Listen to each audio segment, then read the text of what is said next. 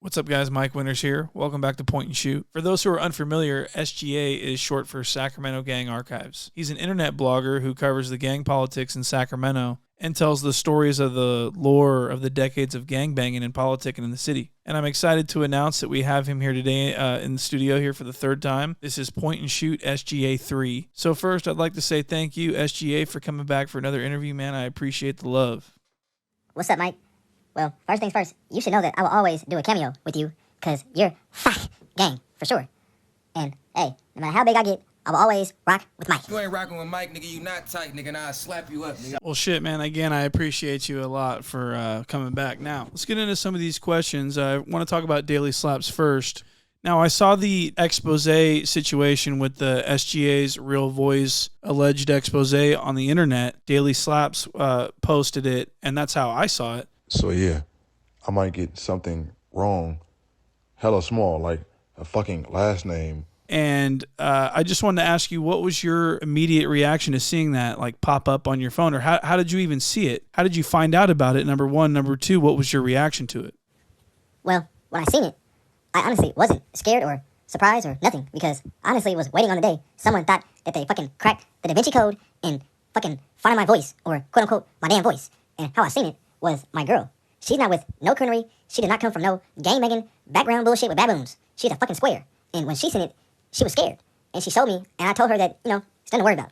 But once again, to you fake-ass Sherlock Holmes motherfuckers, in that Hinks video, I use my real voice. So if you want to go hear my real actual voice, go find that damn video. So I noticed your comment underneath the thread on the post on Daily Slaps. You said you thought you were cool and everything. So did you feel betrayed? And what was your relationship with Daily Slaps before this happened? Had you guys talked in any way before this? Okay, now, it's some YouTubers and bloggers and media posts and pages that showed love in the beginning, but a lot, they instantly deemed me as a fucking chipmunk weirdo on YouTube that talk shit. And at first, Daily Slaps kind of was snobby, but I didn't give a fuck. You gotta work your way up. And when I finally did, that's when he started showing love. And, I didn't mind it, it is what it is. But when I ended up on Patreon, he bought my Patreon and was showing love and sending shit. Whenever some shit goes down, he'll send shit to help contribute to my videos. What the fuck? And my old Instagram got deleted, obviously, so I can't show the message thread. But he was extremely polite. And like I said, he used to send shit to help contribute to my videos whenever some shit goes down in Sacramento. So he caught me completely by surprise when he shared that fucking exposed bullshit of, my voice. What the fuck? Because the people who first posted it, that shit had no views. A little bit over 100, 200 at the most. And then when Daily Slaps shared it, that's when it became a thing. So what the fuck am I supposed to fucking feel when he does that shit? Was I butthurt or, my feelings hurt? Fuck! No, I talk shit all the time and expose these coons all day, every day. I didn't give a fuck. I was just taken by surprise, and I felt, a little bit betrayed. But hey, it is what it is. Daily Slaps, I fuck with you, man. I'm not mad at you no more. It is what it is. So when you got mad at him, like, what do you think his intentions were? Do you think he was just trying to break his story for his blog, or do you think he was trying to get you run out of town or to get you shut down? Like, what do you think he was trying to do by making that post? Daily fucking Slaps did that shit for his fucking gain on his Instagram channel. It is as simple as that. I don't want to go into detail about how I feel and felt at the time, because like I said, I don't want no fucking beef between me and him. Why? Because what the fuck am I going to beef with a fucking failing ass goddamn media page for? Do I think he wants me off the Sacramento map? No.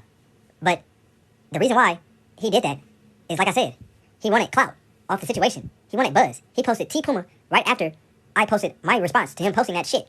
I mean, guys, look at the fucking circulation that's going on with this goddamn Meat Hug Festival. Damn. So did anyone else make you feel betrayed in any way? Like any other notable people? Did anyone else feed into this at all? Honestly, the only people who fed into that fake-ass expose was DC Baby Can't Read for Shit. And, Mr. Slaps. Everyone else was like small-time blogs and try to use that to get their subs up. Everyone else held it down. Fuck gang. Yeah, I mean, it was pretty, like, flimsy evidence. I guess the big speculation is that you are actually SSW, another YouTuber that covers kind of the same topics from the same city. So what was your initial thoughts to that, being accused of being SSW, another YouTuber? Have you and him ever talked or exchanged messages about the whole situation? Were you worried about his safety at all? Talk about that a little bit. I had no clue that they thought I was SSW. What the fuck? I thought I was 10 different motherfucking people in one. As far as I'm concerned, I'm you and you're me, Mike. No one knows who in the hell I am. Fuck. And they would never fucking know unless I do a face reveal. It is simple as that. And when Daily Slaps was hanging from my hairy balls and posted that goddamn expose bullshit, I had messaged Sacramento Street Wars, and his black ass left me on scene, and I already knew what he was going to do. I went straight to YouTube and seen that he went live and was milking the situation. But hey, no hate on my behalf. I don't give a fuck. Get your money, dude. Because as far as I know, his ass is all the way in Portland or some shit. He is safe, secure, and sound from any motherfucker that calls themselves hating on a blogger and want to kill a blogger for whatever the fuck reason, especially for being SGA. But as far as my safety, was I alarmed or, did I feel threatened?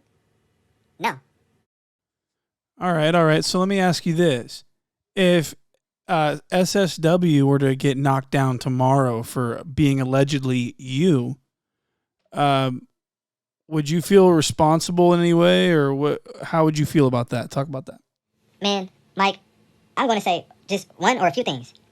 If his black ass gets knocked down for saying he is SGA, then who in the hell fault is that? That's his. I mean, think about it right now. Sacramento Street Wars is a mob member that is in Portland. So ain't no fucking Del Paso Heights gonna slide on his ass. So if he were to get killed right now, it would have to be for something that he has going on in his personal life. I doubt it'll be anything to do with some fucking SGA shit. And if it is, we wouldn't even fucking know. It would just be speculation. But will I feel bad? Fuck no. I wouldn't feel bad at all. Would he feel bad if I was portraying to be him and I got killed for doing that shit? We all know the consequences, and he must know something that we don't know. Safety-wise. That's why he's fucking playing around with being me.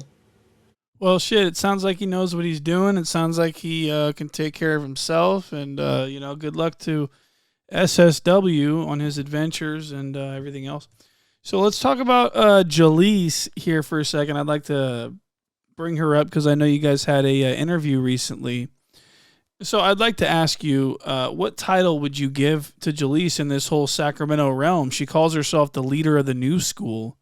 Do you agree with her at all? Why or why not? Jaleec is the leader of nothing at all. What the fuck? She has some mental shit she has to get over before she can lead anything. She can't even lead herself because, she has voices and all kinds of shit going on. I kind of felt a little bit bad for her, but not too bad. And she blocked me after I dropped the interview. Why? I have no fucking idea. But, Jaleec, unblock me and DM me because I want to know why you blocked me. What the fuck? Yeah, mental health problems is serious. It's pretty, it's sad. It really is, schizophrenia, hearing voices and they're driving you nuts. They're fucking people want to take you to the puzzle factory and shit and tighten your bolts all up and shit. It's very unfortunate, and I feel bad for all people of mental illness because I don't have that, and I'm fortunate for that. But while we're talking about her, I saw the Lavish D thing on his story. 30. 30 still down. CML Lavish D with that mystery girl. In your opinion, was that Jaleec? There was a lot of speculation that was Jaleec and that they were shacked up, and it was very strange. So was that Jaleec in your opinion? I, without a doubt in my mind, think if that was really Jaleec, she would have kept that a secret. And another thing, Lavish D plays around on the internet a lot on his Big Bang Hank bullshit.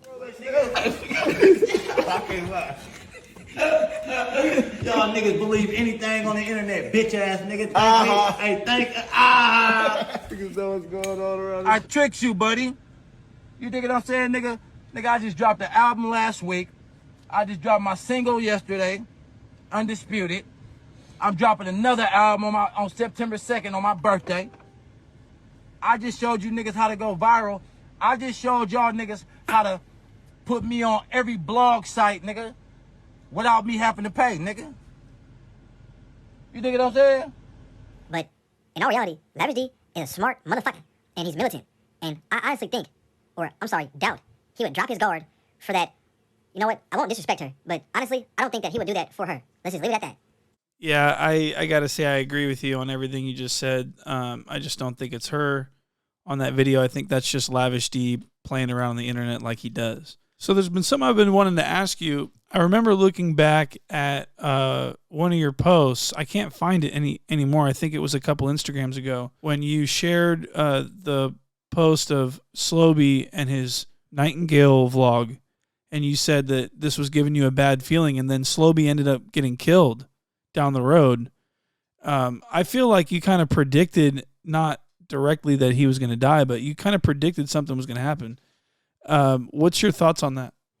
I didn't necessarily predict that death. You know, I just had a weird ass feeling, along with a lot of people. If you look at the comments, Slo-be gave me the same feeling that Bris and the same feeling that Mac J is giving me right now. They sort of feed into that rap energy, and you know, they see that dissing and being dark and evil, you know, that sells. And all that does is create a fucking hole for yourself, a dark hole that you dig for yourself, basically. And you know, look how it all ends, guys. It's all in our face. So not only did Slo-be die, but we also lost Lul TYS, and they both were killed at their own apartment complexes where they lived, and they were both on ankle monitor allegedly. Whether it's I think they were on, like, they had to be home at certain times. These are all just rumors, but yeah. So do you think that ankle monitors are getting people killed? I mean, because they have to. I mean, even Bris was killed on. He had an ankle monitor on. So I want to get your take on ankle monitors and if they're a part of the problem of these killings. To be honest, I had no idea that either of the two were on house arrest. You know, I wouldn't be surprised if they were on gang GPS, you know, on some probation shit. But as far as house arrest, I never knew. You know, but is that getting them killed? Absolutely not. They are getting themselves killed. And I mean, no disrespect to the dead. You know, all jokes aside, I just feel like they grew up cooning and they put themselves in that position to be on ankle monitor, you know, to get killed, if that's the case. But all you have to do is simply not coon, guys. You know, the judge doesn't knock on your door. You know, like I said, we don't see the judge or the DA in the club, at the bar, at the fucking gas station, you know, Walmart, nothing. We see them when we go see them, goddammit. They don't come see us. It's always a spot, you know, in society for a coon. Whether that's ankle monitor, prison, the grave, you know, or, you know, a fucking welder. One thing that I never get is that I'm a little harsh. And that's because everyone, at the end of the day, knows that my channel and my message makes perfect sense. And that I be saying some real ass shit. I'm just going here yapping, like a lot of these bloggers do, you know? I say some real shit that they can agree to. All right, so let me ask you, what was the most surprising thing that happened since we talked last that you covered from your coverages? What was the thing that shocked you the most, if anything? To be honest, the craziest thing that has stuck with me, and you might not even believe my answer because it's not that big to you guys, but the Red Star death situation, that was odd and kind of weird to me. Given the rumors that he was a federal informant and all this shit, and it's rumors saying that he's not even really dead. I don't know. That shit is just spooky to me because I really believe it. I don't think Red Star is dead. Look at when Bris died. Look at when Idiotic died. Look at when certain people die that is well known. And you cannot say that Red Star was not well known. And only a certain amount of people said rest in peace to him. And his baby mom / wife was not allowed at the funeral. If there even was a fucking funeral. For all we know, Red Star is in New Jersey, New York, somewhere with a fucking new, eating hot Cheetos, drinking Red Bull, waiting on the next SGA drop. Well, that's certainly wasn't the answer I was expecting for sure. But you know, I got to disagree with you. I think he's dead because he wouldn't have left his newborn daughter or anything else like that. And I knew him personally, and he died. Rest in peace, Red Star. Never to be forgotten. But let's talk about somebody else really quick. I wanted to ask you really quick. I know he came up earlier, but you and DCbabydraco haven't really talked to each other hostilely over the internet in a while. Like, you guys used to go at each other a little bit. Is the beef over with between you guys, if there ever was, or did you guys squash it, or allegedly, or can you talk about that at all? Mike, about 2 or 3, 4 at the most, months ago, DCbabydraco left a comment on one of my videos, literally trying to squash the beef. And, he was saying that we should collaborate. And at the time, I did not respond because he out the blue said that after, riding the whole SGA hate campaign wave, And it was kind of funny. He waited till the whole Expose Meat Hug Festival to say that he's starting to have a little bit more respect for me. But tell me, how does that make any sense? The reasons why he should have had respect for me were, all in his face. All the shout-outs I got from the famous people, No Jumper, T90 Jake, and making the news, that wasn't enough to get his respect. That's fucking weird. Me getting exposed, quote-unquote, is what, quote-unquote, gained his respect. And ever since then, he has not dissed me or said anything about me. All I did was respond to him. That's all I ever did.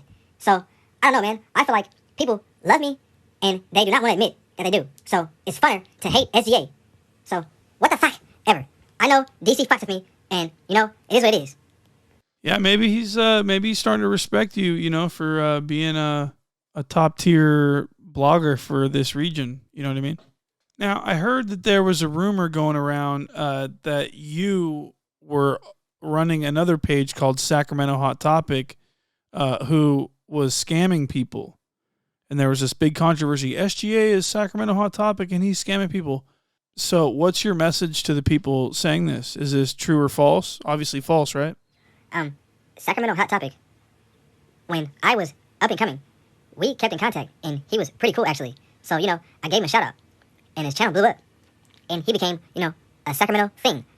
And when my Instagram went poof, I, took a break. And I came back to people saying that he was scamming me, that page, or whatever the fuck was going on. And, scamming my audience. And that kind of ruined my credibility. It was people on my Patreon saying that I was him, and this whole thing was a fucking fiasco, as a hoax, just to get some damn money or some shit. And what the fuck? That goes against my whole entire morals and my whole entire shit. I've never once posted my Cash App. On my very first page, I did. But what the fuck? I felt like a fucking beggar. I took that shit the fuck off. I'm not here for any scams, or I'm not here for any handouts or anything of that nature. Everyone pretty much knows why I'm on YouTube. And honestly, that will never change. Yeah, speaking of YouTube and Patreon, how's Patreon been going for you? Because YouTube is getting out of hand with these restrictions, these community guidelines, copyright strikes, channel takedowns. I'm curious about Patreon and if they give you any problems at all like YouTube does or anything else like that. My Patreon actually has been going great. My videos on there slowed down just briefly because of this fucking heat. And, I made a PSA on there. So, my Patreon subscribers know why. It was a drought. Literally. Fuck.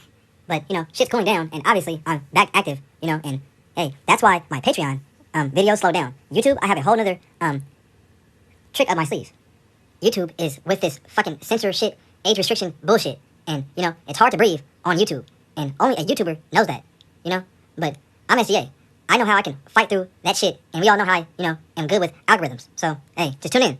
Yeah, with all the censorship that YouTube's doing, I mean, I think Patreon is what everything's kind of headed towards, this pay to watch stuff so that you don't have to run ads. So I noticed that you've been covering Mac J quite a bit, and I was curious, he got your channel taken down because of copyright strikes, and you're posting music of his and videos covering him and everything else. What's changed? Like, why are you not concerned that he's going to do it again? Now, me and Mac J has secretly, silently squashed our little internet beef that we had. And I'm not going to say too much because, I don't want to disrespect him because we are cool now. But he obviously seen that the first time when he sent those strikes in, that didn't do shit. I came back, it made the news, and I got better. What the fuck? I mean, it's no way you can honestly silence me. This YouTube channel I have right now, I have almost 9,000 subscribers as we speak. And my first one I had 9,000. The second one that I lost had 9,000. What the fuck? That is 27,000 subscribers, technically, You can't stop me, And I think he sees that. And honestly, he needs me more than he doesn't. And also, like I said, you can't let your left hand know what your right is doing. And it's another reason why I've been silent on YouTube. And I'm taking preventative measures. So shit like that will never happen again. My first channel was actually taken down illegally. And I can try and fight and get it back, but it will kind of be a little bit too much right now, what I got going on. So this channel will never go anywhere. Trust me. All right, so the next question I have is about a video that you made on YouTube about, it was like a Mac J song analysis, lyric analysis, the track Loafa Bread, where Mac J is basically conveying that he believes that Bris was killed off of a hit and that this Loafa Bread guy was involved, and you did a whole breakdown on it. So I wanted to ask you, how far can lyrics like this go before it's considered telling according to the streets? Because it's very confusing for, listeners at home sometimes on what's okay to be put in a song and what's not according to the rules. You know what I mean? Like the rules of the streets. Yeah, I'm glad that you asked that question how you did. Because if you notice, on YouTube, me or Mac J hasn't said the bodyguard's name or posted a picture. You know, I ain't gonna lie. On Patreon, I fucking did. Oh well, fuck. But as far as that in the streets, Mac J ties a goddamn red bandana to his damn dread. He has no room to dry snitch or any of that shit, you know? Because he, according to his fans in the streets, is from the trenches, you know? And, hey, I don't honestly feel like Mac J was dry snitching in that song, or in general, because he never said the bodyguard's name. Damn, so I guess you just gotta pick your, you gotta have a big vocabulary. You gotta choose your words wisely if you're going to be talking about streets, events, in song lyrics. So, all right, let's move on to this rumor. A lot of people are clamoring, that you haven't been posting a lot lately, that you may be running out of content. What's your take on that take? And what do you have to say to your doubters that think that you're out of content? The people who are saying that obviously don't have me on Patreon. And yes, my Patreon slowed down, but it didn't stop. And like I said, it was only because of the heat. What the fuck? Think about the people and the gangs and the races I haven't covered. Do you guys think that I don't know about that shit? Or what the fuck? I just ran out. Guys, just tune in. Because trust me, I've only just gotten started. I'm not even halfway done. So what about the interviews? We saw you interview Jaleec. Is there any chance that we're going to see more SGA interviews or anything else like that? Like maybe you can make content like that. That's never ending. If the audience wants to see certain shit and I keep seeing it over and over, what choice do I have? I'm for the audience, but I am not no damn Vlad TV. I don't give a fuck about interviewing, people. I'll leave that shit to you because you do it way better than me. What the fuck? I'm just gonna stick to what I do. That was some spare the moment shit. And if I do end up interviewing someone else, it's gonna be the same thing. Spare the moment. And yeah, I'm not closing the door on interviews. I'm just not looking forward to them. So another thing I've noticed that you've been speaking on is this empire and these rappers dying. Could you talk about that? Like what made you start covering empire and, rappers getting killed and the conspiracy behind it? It seems like everyone in the hood wants to be a rapper. And if you guys pay attention, only a certain few people make it. But they have to go through hell to make it, guys. And a lot rappers, if not most, fucking die. So why would you want to be a fucking rapper? And Empire and all that shit going on, how could you ignore how weird it is that all of them fucking die? All I'm saying, it's no coincidence that I post what I post and everyone starts posting about Empire deaths. It wasn't a thing until I posted it. It was a few people that posted that shit and they got some views, but it was bullshit. All of a sudden, Kodak Black and Lil Uzi Vert, all these motherfuckers is posting about Empire dying, Basically, it's so much kids out there right now that look up to rappers, wanting to rap. And the direction that rap is heading, why in the fuck would you want to fucking be a rapper? When it's so much more you can do with your life, Doctors, lawyers, all this good shit versus being a rapper. And I'm just trying to help the youth realize they can go down a way better fucking path than being a rapper. What the fuck? Yeah, rapping's a dangerous sport. And, with the top rap influences being, gang members, and it's sort of the culture now. And, do you think people are joining gangs just to do music? Like they need to be in a gang in order to have credibility, in order to sell records?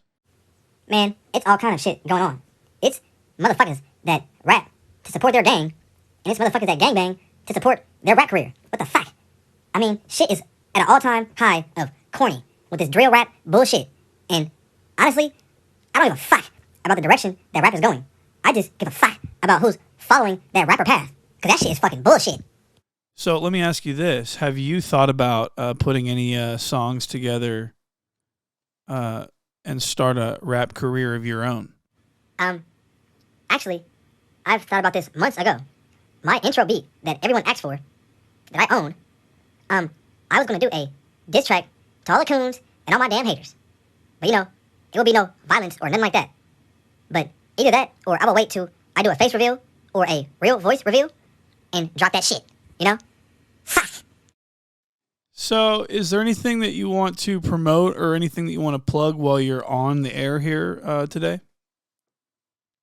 Yes, I would love to mention that my Patreon, guys, is only $1.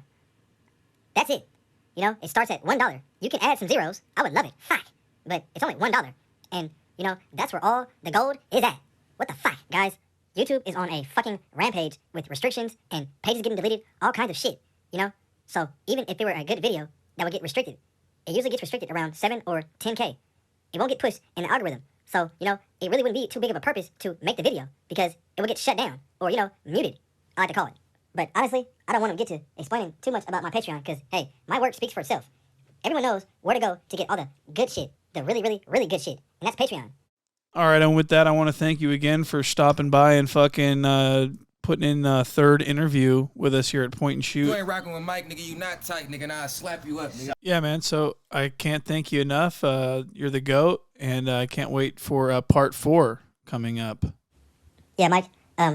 Throughout everyone who has showed love, you have showed the most love, and it's always been solid. And you know, you showed respect. You know, and you haven't went against the grain, went against SGA. I fuck with you, fuck, and I'll always be, you know, willing to come on your platform, no matter how big I get.